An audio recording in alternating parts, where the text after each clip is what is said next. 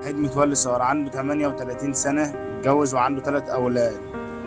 عمر ما حد طلب منه حاجة، وحيد كان بيأخرها عليه. وحيد طول عمره كان جدع وابن أصول والناس كلها بتحبه، مش جديدة عليه ولا أول موقف يعمله. وحيد طول عمره رجولة وجدعانة، وطول عمر الناس كلها بتحبه. محدش في البلد كلها ولا في أي حتة كان يتعامل مع وحيد وما حبهوش.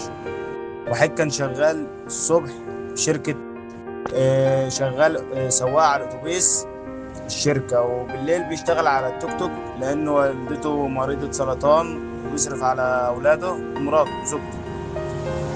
وحيد طول عمره رجولة، وأول ما شاف الموقف اللي حصل، شاف البنت واقفة على شريط القطر، ما ترددش لحظة ولا وقف.